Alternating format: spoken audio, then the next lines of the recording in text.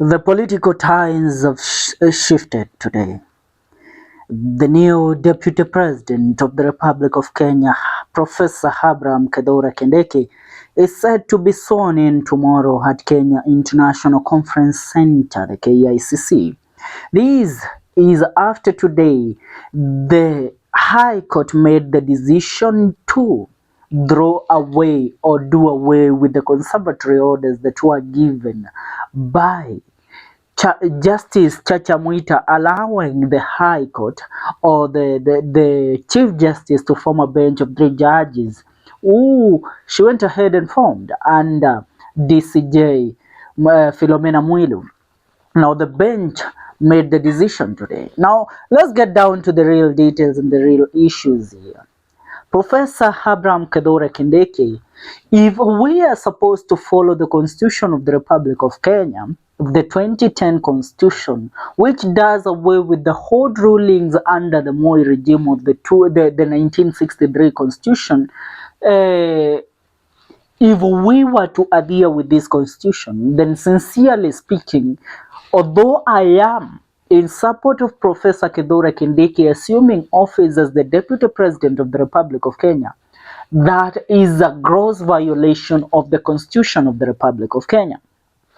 But right now, we live under a president that has been known to disregard the rule of law. I'm telling you, the High Court has been doing rounds and rounds, but in real sense, Kenyans had this sense that, you know what, it is a game that is being played to at least make people think that that Rigathi Gachagua might win the case. But that wasn't the case. You know, under the 2010 Constitution, if somebody is to be given a chance to become a deputy president or before the nomination happens, that person should have left the office as a civil servant 3 months earlier. Not only that, the Iebc should have sat its commissioners down and verified the appointment or the nomination by the president for the candidate to be the next deputy president. But that did not happen since the Iebc is non-functional right now. We don't have the Iebc right now in our country. Another thing, when you look at it, Professor Abraham Kindiki is assuming office tomorrow and being sworn in as the next Deputy President of the Republic of Kenya on a Friday, which according to the 2010 Constitution tells you that a president or a deputy president should be sworn in mostly, and it quotes that the day that the deputy president or the president should be sworn in should be on a Tuesday and should range from saa 4 asubuhi to saa 10 jioni.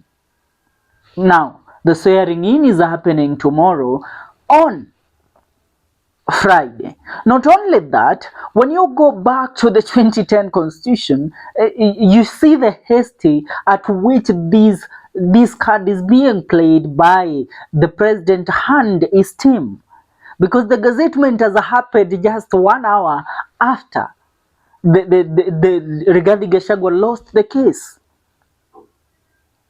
Now, when you look at it in that manner, the president today was in Burundi, and he is currently in Burundi, but he is set to arrive in Kenya before tomorrow 10, and he should be there at KICC to oversee the swearing in of his new deputy president, Professor Abraham Kindiki.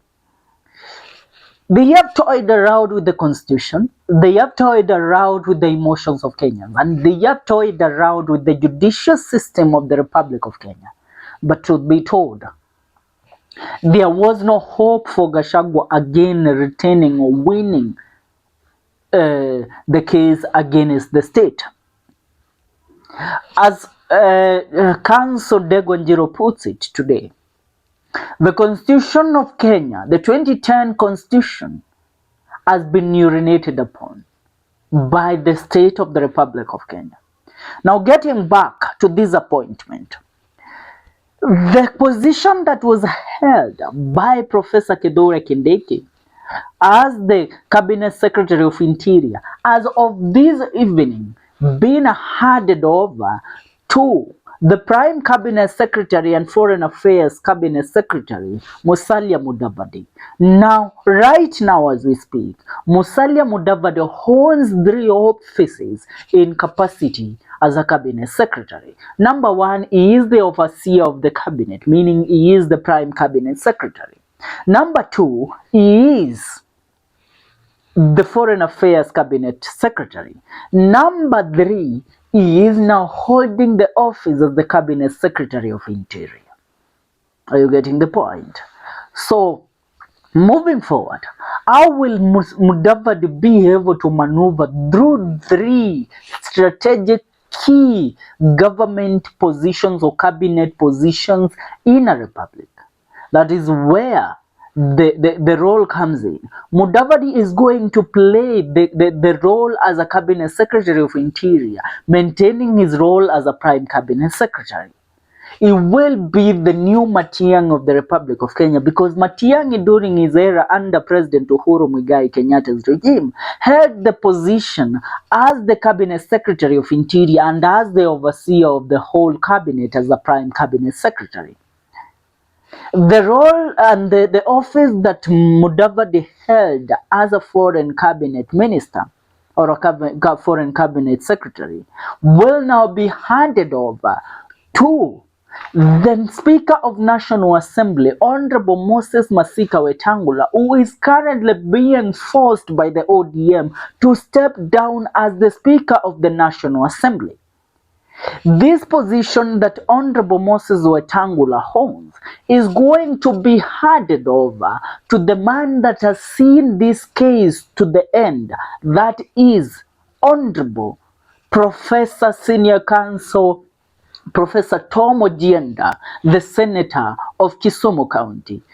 Professor Tom Ojienda is going to step down as the as the Senator of Kisumu County.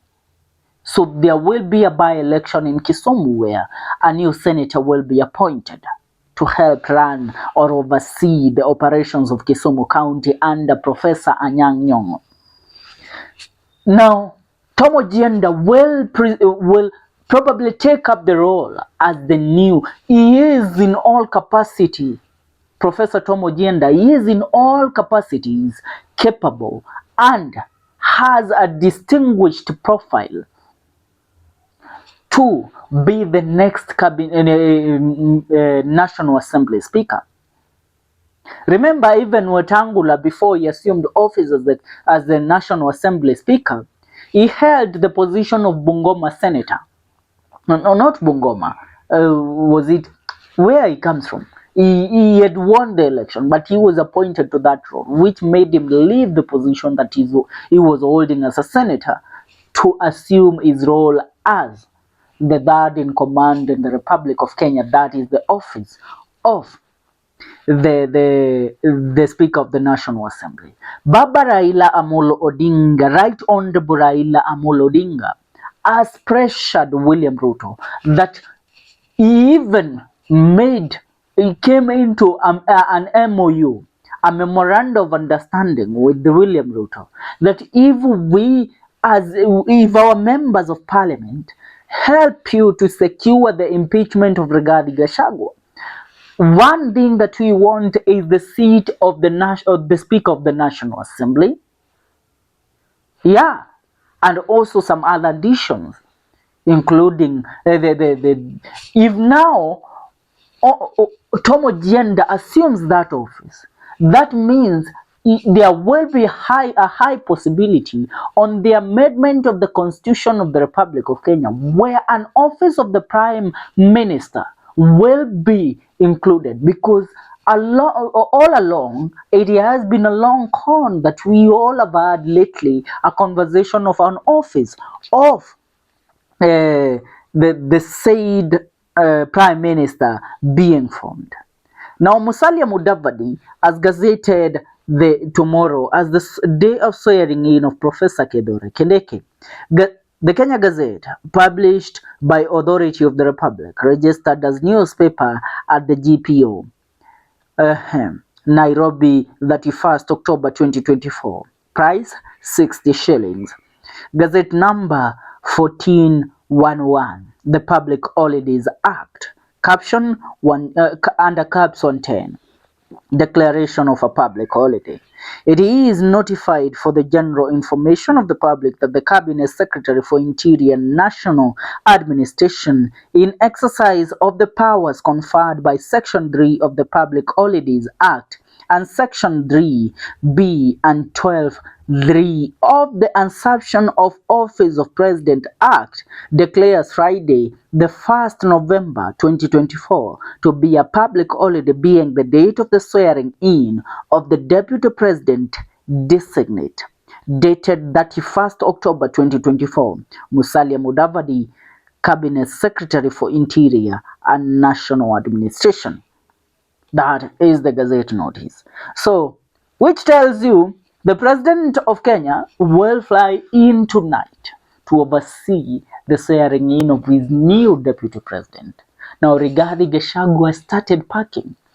If there is a man that history is going to forget very fast, is Honorable Rigathi Gachagua, the former Deputy President. Rigathi Gachagua cannot vie for an office, for an elective position in the Republic under the 2010 Constitution. But, it's because he does not have such power. Right now, he is rendered powerless. He does not have power. He does not have authority. Now, he's just a mere citizen. Madhira is calling. Man, you have to come into agreement that power is something that you cannot say it will be permanent.